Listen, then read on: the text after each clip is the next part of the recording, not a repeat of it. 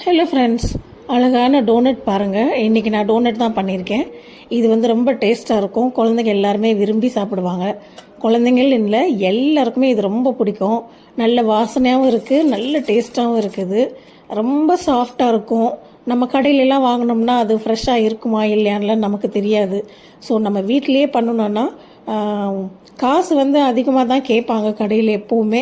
நம்ம வீட்டில் பண்ணணுன்னா அதே அளவுக்கு நம்ம நிறைய பண்ணி நிறைய சாப்பிடலாம், எல்லாருமே சாப்பிட்லாம். இது வந்து கொஞ்சம் அளவு கூடிருச்சு, அதனால் நான் கொஞ்சம் மாவு போட்டு எக்ஸ்ட்ராவாக பிசைஞ்சிருக்கேன். இந்த மாவு வந்து நம்ம கையில் பிசைகிறதுனா 10 நிமிஷம் 15 நிமிஷம் நம்ம அடித்து பிசைஞ்சிக்கிட்டே இருக்கணும். நம்ம இழுத்து பார்த்தோம்னா இப்படி ரப்பர் மாதிரி எலாஸ்டிக் மாதிரி நீட்டமாக வரணும். டிரான்ஸ்பரண்ட்டாக வர்ற வரைக்கும் நம்ம வந்து அடித்து பிசையணும். இதே இது வந்து கேக்கு பீட்டர் பவுல் இருக்குல்ல, அதில் பண்ணினாங்கன்னா அது பாட்டு மிஷின் தானே, அது நல்லா சுற்றி நல்லா பீட் பண்ணி கொடுத்துரும். நம்ம வந்து கையிலே தான் பிசைகிறோம். பிசைஞ்சிட்டு நல்லா ஏர் டைட்டாக 1 hour வச்சிட்டோம்னா இது நல்லா டபுளாக பொங்கி வந்துடும்.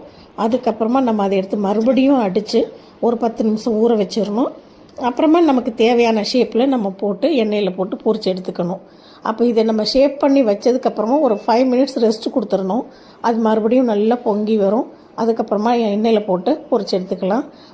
இது வந்து நல்லா பொரிச்சா மேலே பாதி ப்ரௌனாக இருக்கும், அடியில் பாதி ப்ரௌனாக இருக்கும், நடுவில் ஒரு கோட்டிங் தெரியும் பாருங்கள், ஒரு ஒயிட் கலர் கோட்டிங். இந்த மாதிரி இருந்ததுனா தான் இது கரெக்டான பதம்.